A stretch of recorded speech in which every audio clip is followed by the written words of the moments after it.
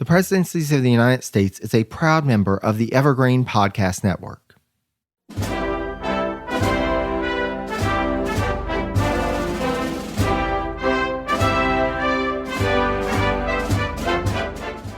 Hello and welcome to the Presidencies of the United States. I'm your host, Jerry Landry. As you know, from time to time, the opportunity comes along for me to invite historians and authors on to discuss their work. And I recently had the pleasure of speaking with Kate Andersen Brower while she was in town for a speaking engagement. Kate is the author of the #1 New York Times bestseller, The Residents, and First Women, also a New York Times bestseller, as well as Team of Five, First in Line, and the children's book, Exploring the White House. The Residents is being made into a television series produced by Shonda Rhimes for Netflix. Her most recent book, Elizabeth Taylor, is the first authorized biography of the icon. Kate is a CNN contributor and covered the Obama administration for Bloomberg News. She is also a former CBS News staffer and Fox News producer. Kate has written for the New York Times, Vanity Fair, and the Washington Post. She lives outside of Washington, D.C. with her husband, their 3 young children, and their Wheaton Terrier. Kate and I had a conversation about the role of First Lady in the modern era, as well as some of the fascinating individuals who have had that title from the 1960s on. I cannot thank Kate enough for her time and for sharing her insights with all of us. And if you'd like to learn more about Kate and her work, her website is katebrower.com. I'll have a link to it on the page for this episode on my website, presidenciespodcast.com. I'd also like to thank Jasmine Bamlett for introducing me to Kate and making the arrangements for the recording.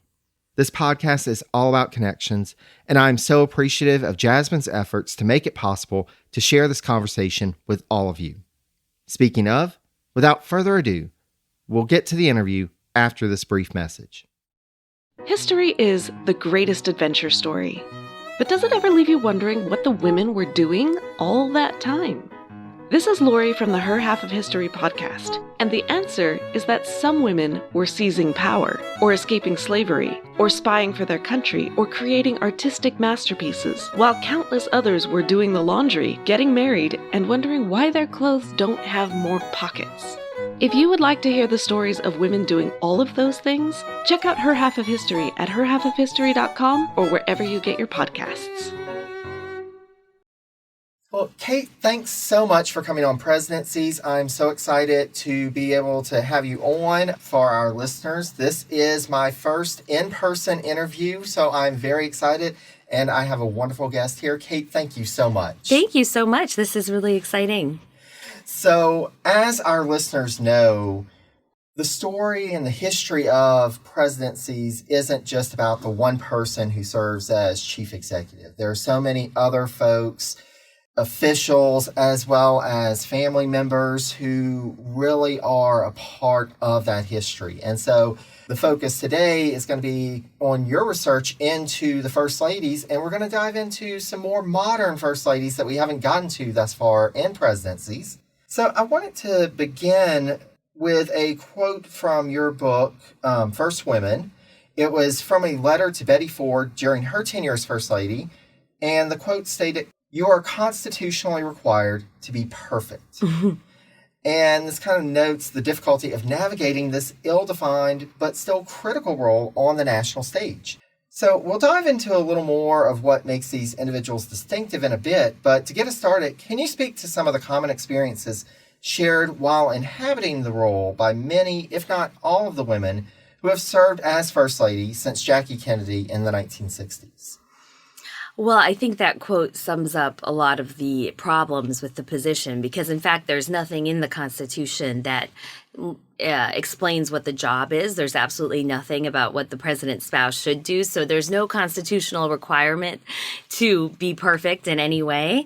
But I think the American public has very high expectations for first ladies. There's a sense that they are kind of the country's mother, the maternal figure in the country that is guiding us through difficult times. I mean, you look at Laura Bush after 9/11, a lot of people turned to her for comfort And she actually did something pretty profound after 9/11. She was the first lady to do a presidential radio address.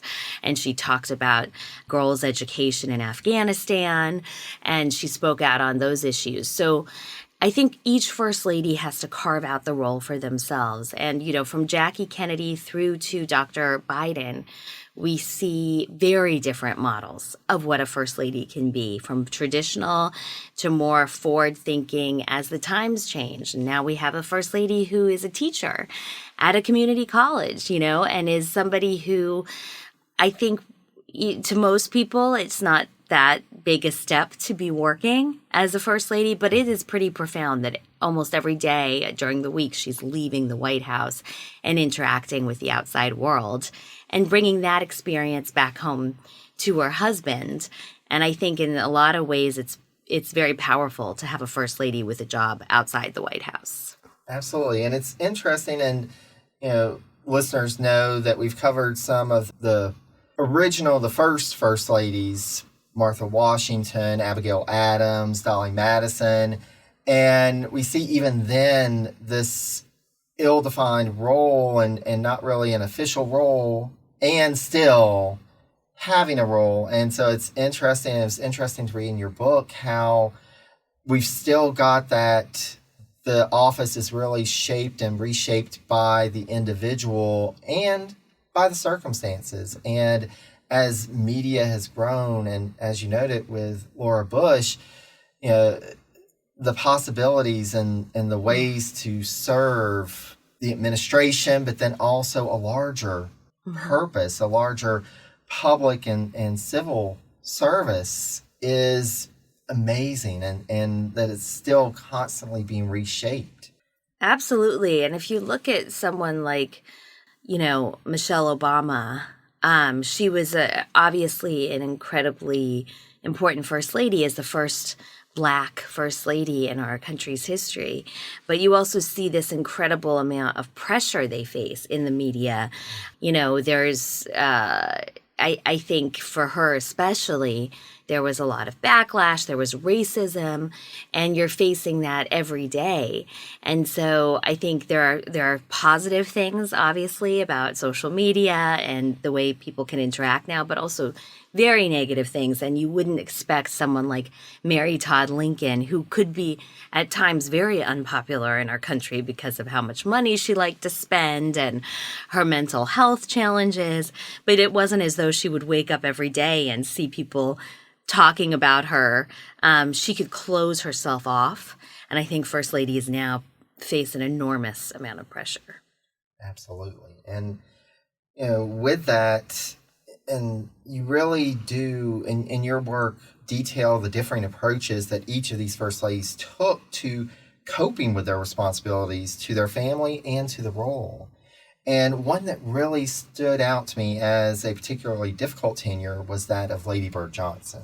And, and especially thinking of this was a time that media was becoming a larger presence. And as you said, Kate, not being able to escape the sometimes negative portrayals of her husband, of what was going on. And you wrote in your book that, quote, she, i.e. Lady Bird, learned to build a cocoon of calm around herself over the years, one that made life with Lyndon and life in the White House more tolerable. So would you mind speaking more about Lady Bird and the challenges that she faced as First Lady? I'm glad you asked about her because I think she's such a fascinating woman and such a smart force behind Lyndon Johnson. It's funny because when he first ran for Congress, he didn't even tell her he was running. She saw him getting all dressed up and asked him what he was doing, and he just said he was going to go campaign. And that kind of shows you how he discounted her early on. And then over the years, their relationship changed and he began to really rely on her. She is the first lady to have like a real campaign. Jackie Kennedy, of course, was all about bringing back historic pieces of furniture to the White House, which was very important, but she had a short tenure in the White House. And here you have Lady Bird coming in after JFK's assassination. I became close to Lady Bird's social secretary, Bess Abel, who was an incredible woman. And she talked about the transition and how difficult it was. Normally there's a celebration and there are inaugural balls, but with the Johnsons, they're coming into a house in mourning, black fabric over all the chandeliers, people devastated and shocked, and the resident staff who grew to love JFK in mourning. And so Lady Bird went ahead and had fresh baked muffins and bread, and she wheeled them up and down the halls of the White House and delivered them to Kennedy's staff, who were transitioning, some of them, to work for Johnson. And she went out of her way to really try to endear herself to the chief usher of the White House and the housekeepers. But she had the Highway Beautification Act, which is an incredible thing. I mean, back in the day, and you and I weren't around for this, and most people listening wouldn't know, but there were billboards everywhere. You would drive on the highway and it was just a mess. And she got her husband to pass an act through Congress that would limit the number of billboards and just make the driving experience a little bit less busy and kind of clunky, because there are pictures of America's highways in the 50s and 60s, and it's not so pleasant. So Lady Bird was all about enjoying nature, and she wanted everybody to have access to that. And Lyndon Johnson could be very difficult to deal with. I have stories in my book about the White House shower and how obsessed he was with it, and how he, was really abusive towards her. Mentally, there's not evidence of physical abuse that I know of, but it was a very difficult marriage, and she was strong. She's an incredible woman.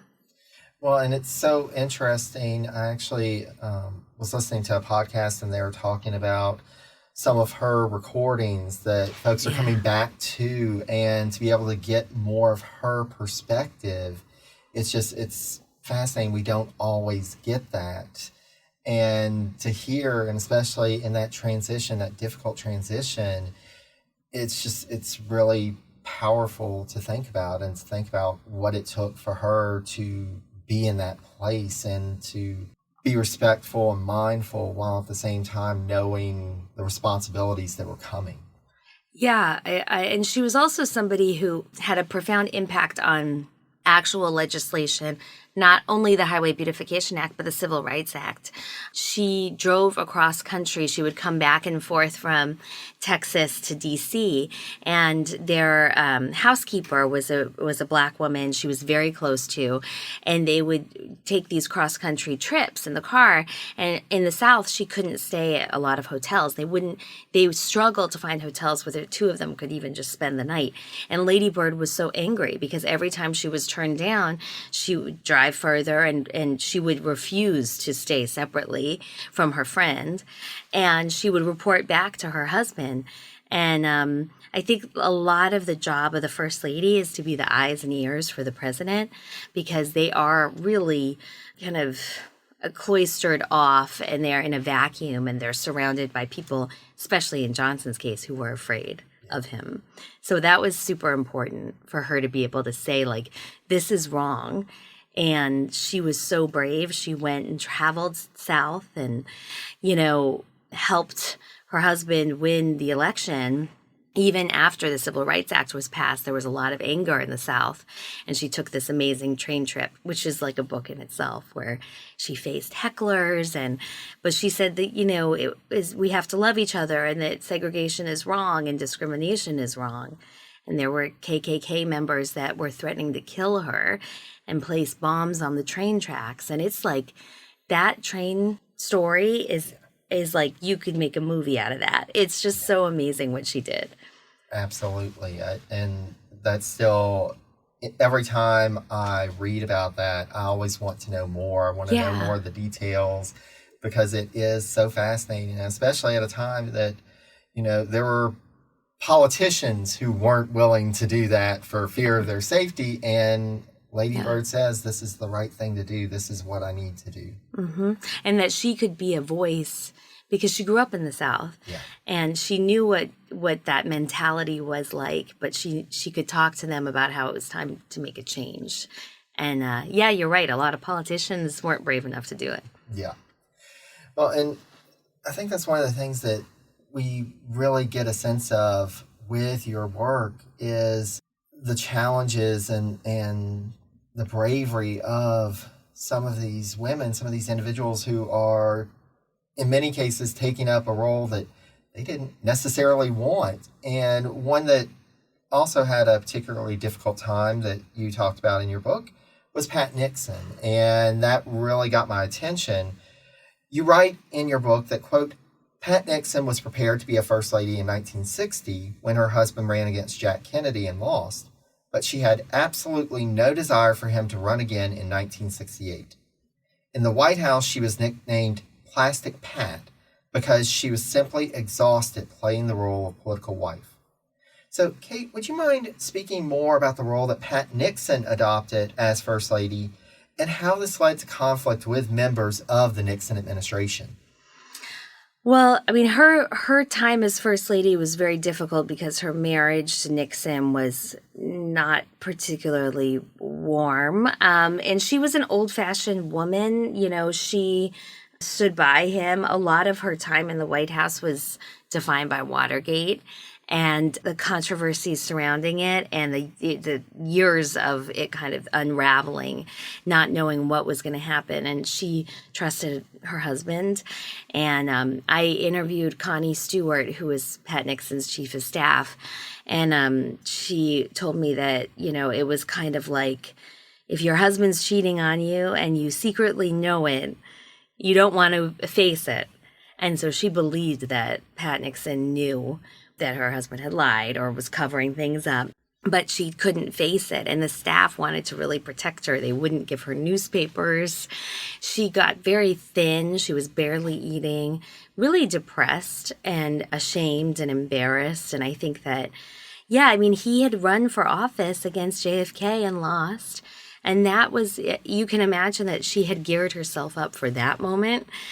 And then you have years later going back to it. And I think Haldeman and Ehrlichman were very difficult. It's been noted by many people, personalities, and they really kept her out. Her East Wing was not treated with a lot of respect. She wasn't consulted on a lot of things that First Ladies are usually consulted about, including state dinner guests, menus, these things that are in their purview were kind of taken up by the president and his advisors. And so that led to a lot of hurt feelings and resentment. But her staff was very loyal to her. They loved her. They said she was a really kind woman. It's just a really difficult moment in our history. Well, and that was something interesting that you wrote about was, you know, having, and we don't, I think we would think even nowadays that this is kind of odd that staff in the administration were wanting to get involved in their marriage and were making these comments and sometimes disparaging comments against her, advising the president, oh, well, you need to show a little more affection towards your wife, and just how, I mean, it's an odd situation. Yeah, it's kind of icky, right? It's like, yeah, it was like, you know, hold her hand, be affectionate. And you have to think back to those times. I mean, even the Kennedys weren't super affectionate in public. And it's something that's really changed over time. And I'm trying to think of the first example of a president and first lady who have been, I mean, the Obamas certainly are very affectionate. The Bushes maybe a little bit, so, you know, they held hands and you could see some of that, but it's, and then look at the Gores. I mean, they were the most affectionate and now they're divorced. So yeah.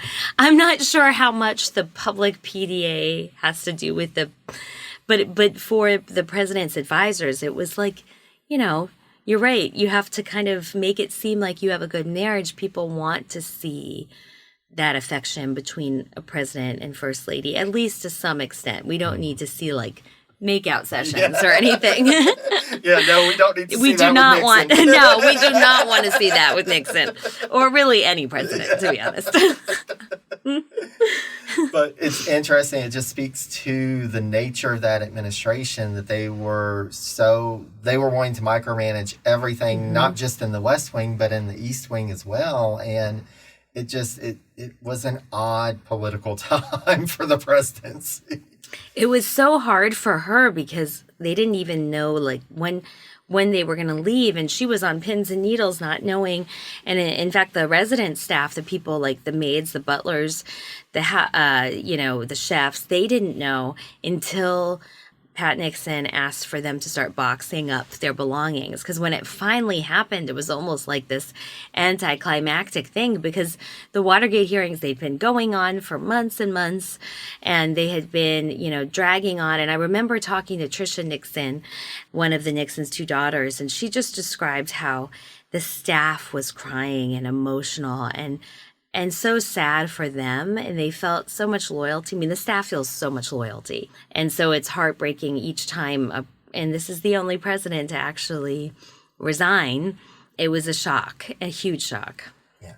Well, and it was interesting to hear the perspective of some of the children as well, the Nixon daughters, but then also when you were talking about the Fords, the involvement of their family, and to hear some of those perspectives as well. But with the Nixons especially, that you have the daughters even up to the last moment, fight this, really being heavily invested in this. And it's not something that people necessarily think of when it comes to presidential history, but it also makes sense. This is a family matter. This is something that's very personal to them, even though it's national politics. Mm-hmm. And they couldn't even go to Julie's graduation, Pat Nixon and the president, because there were people protesting. And you mentioned earlier how difficult it is, life in the White House. During the Johnson administration, Lucy Johnson told me that in the second floor bedrooms, they could hear people protesting the Vietnam War across the street. And, the famous protests of LBJ, how many boys did you kill today? It's like your father is just under attack, and he should be, right? Because he is making these decisions and is the most powerful person in the world. But you're a child. They were adults by then, but they had children that they were raising in the White House, and it's complicated. Yeah. And it's complicated for the families, but then also one of the things that you wrote about was the conflict between the East Wing, which is the First Lady's staff, and the West Wing, or the President's staff, with each successive tenure. That this was kind of a common feature, trying to figure out what the role of each was and where that line stood or was crossed. And so, Kate, would you mind sharing with the audience an example or two? We talked about the Nixon White House, but an example or two of the most challenging East Wing versus West Wing relationships that you found in the course of your research. Well, there are so many. I think there's not a single example from Jackie Kennedy to Melania Trump that didn't have that kind of tension. I was thinking about that question because I'm interested in how history will be written about the Biden administration and what Dr. Biden is facing, because we have a really unique situation with what's going on with Hunter. Yeah. And here you have a first lady with her son under investigation. He's coming to the White House. There's a lot of controversy about this, and the idea that I'm sure, will uncover the West Wing, I would imagine, I don't know, is telling them, listen, he shouldn't come to the White House. We need you to put some distance between yourself and your son. And just the emotions behind that. You love your son. You think this is an unfair political witch hunt. And you're not, yet he did do something wrong, but you want to keep him close because we're seeing addiction playing out. And we're seeing kind of a more honest conversation about this blended family, and it's messy. So that will be really interesting. But in the past, Betty Ford really wanted President Ford to nominate a woman to the Supreme Court. He did not. And when she was making her case, Cheney and Rumsfeld, who worked for Ford, were saying she's got to let up on us on this. And President Ford said, if you want to talk to Betty, you know where her office is. Walk down the hall. You talk to her. I'm not doing it.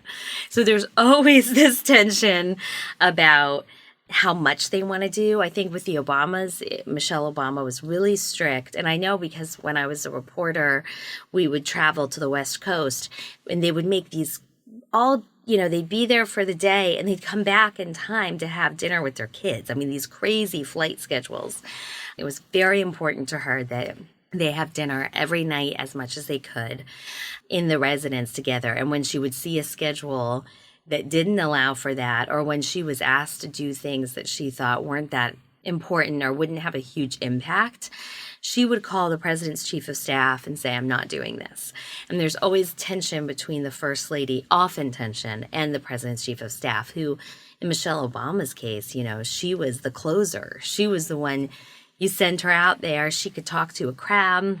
And also in Michelle Obama's case, at the very beginning of the campaign, with David Axelrod, there was the president's advisor. There was a lot of tension because she kind of said some things that were very controversial when she said, it's the first time I'm proud of my country, for instance. He had to sit her down and show her that video. And I think she didn't understand why people were reacting to her the way they were. And so that's also a really difficult thing where you're showing somebody a video of themselves campaigning and saying, you need to have a softer tone. You need to talk this way to get people to like you. And I think as a woman, we're always told to smile and say certain things. And I think that it's very frustrating. And the West Wing is usually men. We've never had a female chief of staff. I think Kellyanne Conway is one of the most senior women in the White House. And now we have Kamala Harris as VP, which is a great thing to see more women, because I think there's a sense of having been through being told by men what to do. And a professional woman like Michelle Obama, who was making more money than her husband before he became president, it's very demoralizing and frustrating and personal if you feel like people don't like you. So she had to change the way she was speaking. Yeah, and especially for a role that wasn't necessarily one that she would want, or many of these individuals would want. And then to have this added layer of, yet again, you've got these men in the West Wing who are telling a woman, here's what you need to do. And really? Yeah. Yeah, it's a little bit... it's a little frustrating and pretty unfair. And I think until we see more diversity and more people from different backgrounds, I think it's going to continue to be that East Wing, West Wing tension. Well, and especially, there's been so much talk, especially in the last 10 years or so, of that the day when there's a first gentleman versus a first lady. What does the East Wing look like at that point? What does the role change into at that point? And of course, right now that's theoretical. And we're also seeing some of that with the second gentleman. The fact that we do have a second gentleman now, again, not necessarily the same type of role, but we're starting to see some of what may be to come when that possibility happens. I hope so. I mean, I know that Doug Emhoff, Kamala Harris's husband, is very defensive and protective of her, and that he's been the one going to the West Wing saying, why are you not helping her more? Because there's a lot of controversy about her staff, and people like to say she's not doing enough. And I, for one, don't really see a lot of that in actuality. I don't see her doing anything particularly wrong, because being vice president is just an impossible job no matter what. But I love that he is the one, as her husband, who's going to the West Wing and complaining to them, because it's always been a woman's job. It's always been Nancy Reagan going to the chief of staff and saying, what's wrong with this scenario? And why does he, Iran-Contra, she was very mad about how her husband was being portrayed and not protected. And now you have a man who's mad about his wife not being protected. And I think that's great to see. Yeah. Well, and it's interesting because we have, and it seems like from your research and your work that you're also interested, as I am, in these roles that are there but not really that well defined. And even though the vice presidency is something that is a constitutional office, it's still one that is so ill defined and has changed so much over time. And it's interesting to see what happens when different individuals come to it and what they're able to make of it, and successful opportunities for folks, but then also just this weird quagmire of what am I supposed to be doing here? Yeah. And who's doing what? We're seeing that play out with Vice President Harris. We're seeing it play out with Mike Pence. Yeah. You know, he thought he was doing his job, and he was on January 6th, in my view. But his approval ratings are not so great. You know, that we haven't seen a vice president and a president have this tension already. You know, usually vice presidents, when they're running, like when Al Gore was running, he would be talking up Clinton's record, right? And trying to kind of ignore that Lewinsky situation. And now we have Donald Trump and Mike Pence, and it seems that Mike Pence is not. He's kind of campaigning on a very difficult moment for the man he worked for. So it's a lot of tension. And the Trump era is a really different beast altogether because it's so unprecedented. I interviewed President Trump in the Oval Office, and it was so strange because I hadn't been there since the Obama administration, and it was in the early years of the Obama administration, and just everything was different. And you see how quick there's so much that happens in that house physically. All the photos are different. All the staff is different. The tone is different. And these presidents are very charismatic, as you know. And so he is very charismatic in person. And whether you agree with him or not, they kind of reel you in. And I think part of it is the office. You're in the Oval Office. So that person is the most powerful person in the world. And I think people get kind of not brainwashed, but I think there's a feeling of it's just a very intimidating thing. And I think it's so important that journalists ask tough questions and aren't intimidated by it.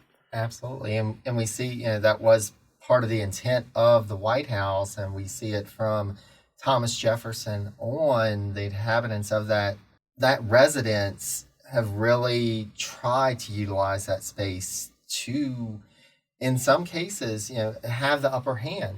Space is important, and it's interesting how it constantly shifts over time with each president and what they bring to it. But also knowing that there is that key, like you said, that charisma, especially in the modern era, is important. And I think that's one of the things that has helped to reshape the role of the First Lady, being more visible and having to be out in front of the cameras. And when they're not, or when there's, like you said with Michelle Obama, when you say something that's misconstrued and it becomes the news story, it's so fascinating how all that has changed in the modern era and continues to change. Yeah, I mean, if you look at Melania Trump, she's somebody who just didn't seem to care about expectations, and in some ways that's refreshing, because so many first ladies feel this intense pressure to uproot their family, move to the White House right away. I know for Michelle Obama, that was very stressful. Their two daughters were so young. And here's Melania Trump saying, I want Barron to finish school in New York and we'll move when we're ready. A lot of people didn't like that. I thought that was a good thing. I actually think that's great. I think that these women shouldn't feel so much pressure when they have young children in the White House. But then throughout the administration, we just saw her, as her husband became more and more divisive as his term went on, I think she kind of started to feel like, well, what's the point? I'm going to just live my life separately and not try to please everybody. Well, and it speaks to, we think of the First Lady primarily in that public role, but these are also mothers. These are also, they're tending to their families. They're trying to make sure that their families are taken care of as well. And I think the general public tends to think of the presidency as presenting a challenge to carve out time for the first family to come together. But you note that the relationship between Jack and Jackie Kennedy, quote, had grown closer in the White House than it had ever been before, while Hillary Clinton, quote, saw more of her daughter in the White House than ever before. So in your research, Kate, did you find that these instances were more of the norm or exceptions for modern first families, that they had, in some cases, more time to come together or became closer in the experience? I mean, I think in almost every instance it is a bunker mentality because you are living above the shop. You are there every day. Often, obviously, the president and first lady are traveling, but the campaigns are so brutal. And if they're members of Congress, like Gerald Ford was traveling, I think it was something like 200 days a year campaigning for other members, Republicans. And so in the White House, the Fords could see each other. And then there is a sense of, especially the earlier, like the 60s and 70s first ladies, it was empowering for them to have this important role. I mean, Jackie Kennedy on the campaign thought that people would think she was too rich and not relatable. And there was fear of that. And then all of a sudden they saw that she was a huge asset. And on inauguration night, there's a great story where JFK is in the limo and he pushes Jackie forward so everyone can get this great photo of her. And that they could see that women around the country, in the world, were trying to dress like her and look like her. And so she was able to help him for the first time. And for her, that was empowering. I think that made her so happy to be an asset and not in any way detracting, but only adding to his allure. And then, the way she manipulated the whole Camelot myth after he died and turned it into this, what we know now, there was a lot of dark things going on in their marriage. He cheated all the time on her, but she was so deft at manipulating the story and making us believe that this was this golden moment. And I think that speaks for her deep love of him and her also just really smart. I mean, she was speaking French fluently with Charles de Gaulle. She got the Mona Lisa over to the U.S. for the first time because she was able to convince him to let her do it. I mean, it was just, she was an amazing woman. And I think that's one thing that you really do highlight in your work is this crafting, this role that the first ladies have in helping to craft their husbands' legacies, and especially with so many that are and have been involved in the presidential libraries after their husband passes away, and trying to help to guide that, how they're remembered. And it is fascinating because then it comes back to understanding their role in that and understanding the power that they can have in that experience. Mm-hmm. And I think for the Kennedys, it was especially challenging because, he wasn't, usually the president is alive for several years and they can raise money that way. But she had to really rely on the Kennedy family and this legacy that she had crafted for him. It's wonderful to see, like Nancy Reagan with the Reagan Library. She would be found just sitting by her husband's gravesite, and she would go and visit the library all the time. And I think Lady Bird Johnson, she lived decades after her husband died and tried to help craft his legacy. They did not like stories, obviously, of how difficult he could be. I think there's always a sense of trying to control. The First Lady's office as a reporter is always harder. When I was at Bloomberg, it was harder to get information sometimes from them than from the West Wing because, like you said earlier, there's this feeling of, well, she didn't run for office. She didn't ask for this life. And so we don't need to tell you what she's going to be doing tomorrow until we're ready, and there's that feeling of protecting her, and the staff, the East Wing staff really feels bound to the First Lady because they have a front row seat to seeing how tough that position is. Yeah. Well, and Kate, as we're wrapping up our conversation, I want to bring us back to this quote from your book. Most will not admit it publicly, but all these women realize their power, especially once they see their poll numbers eclipsing their husbands. So in that context, I was wondering if you could speak to how you've seen the role of the modern First Lady evolve as you've researched these individuals, but then also how you think that it may continue to evolve. Well, I think, as you said, the more you can't be something that you don't see, right? So I think when we see Vice President Harris, a woman of color, a woman in that role, that almost seems like an afterthought now. People are not really that talking about it that much, but that's extraordinary because now there are little girls who are going to see somebody like them in that position.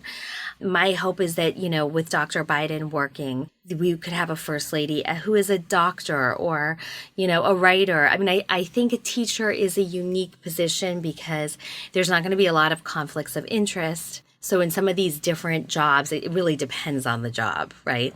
But it's still important to see that you can have something that's your own, that's outside of what your husband is doing. And I think a lot of people thought Hillary Clinton was going to win the election back in 2016. And I was thinking about Bill Clinton and I was writing stories about it, thinking about it. And he would have changed that role dramatically, obviously. But as a former president, they would have probably used him as an envoy in different countries. I think it'll be interesting to see a woman who has a husband who is maybe not working, doing that traditional taking care of the kids, stay-at-home role, doing what Michelle Obama did for Barack Obama, taking his career as a backseat.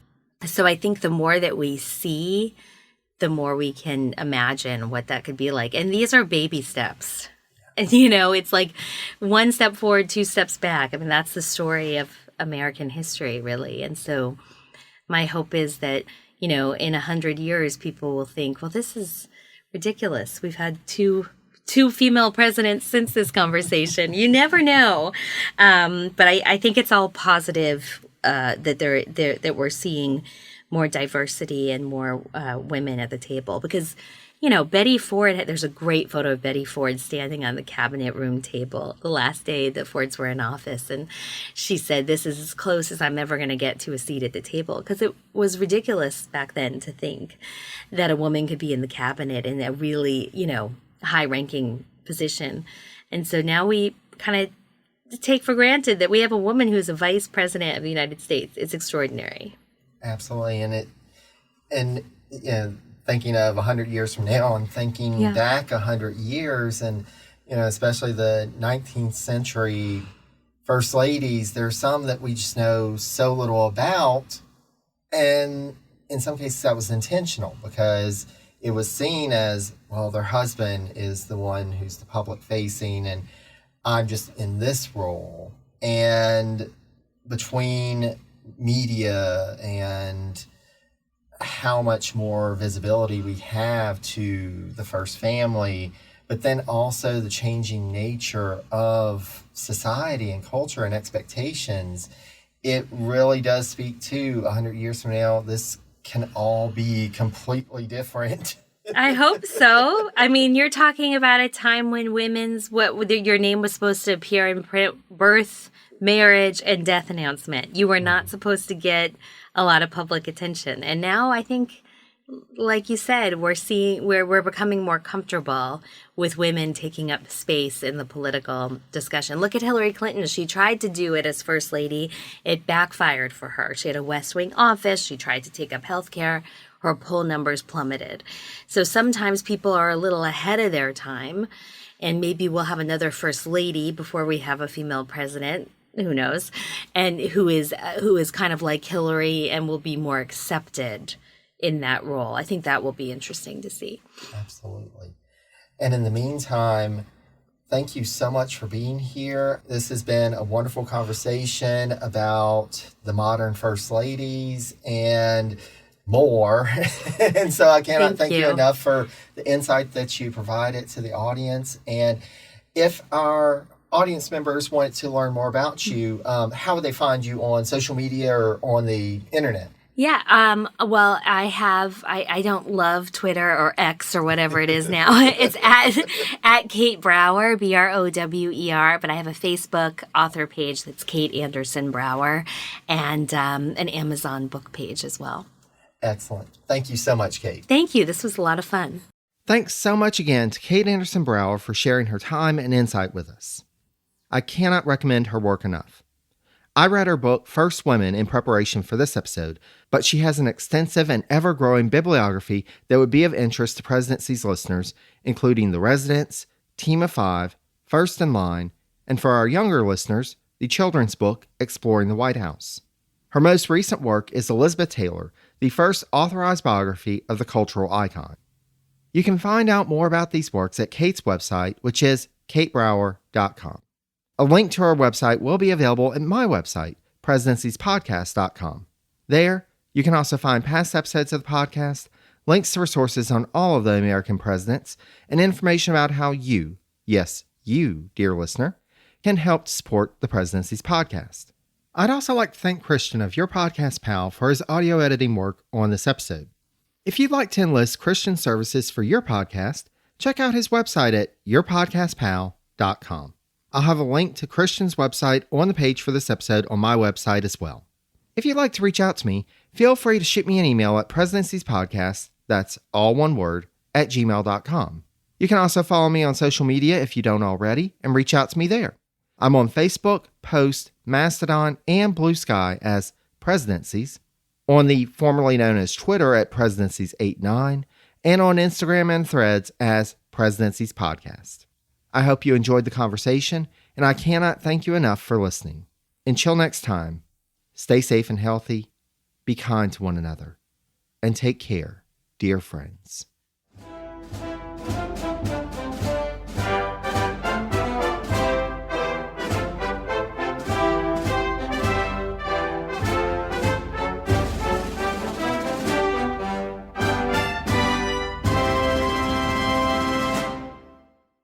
Mad Magazine. Advertising mascots. B-movie posters. And cartoons.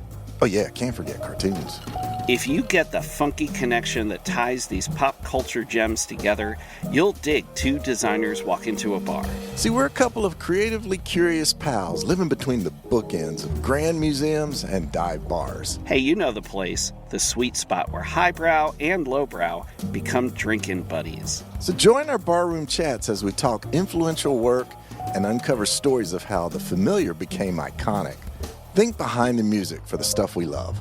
Check out our website at twodesignerswalkintoabar.com. And listen wherever you get your podcasts or visit evergreenpodcasts.com.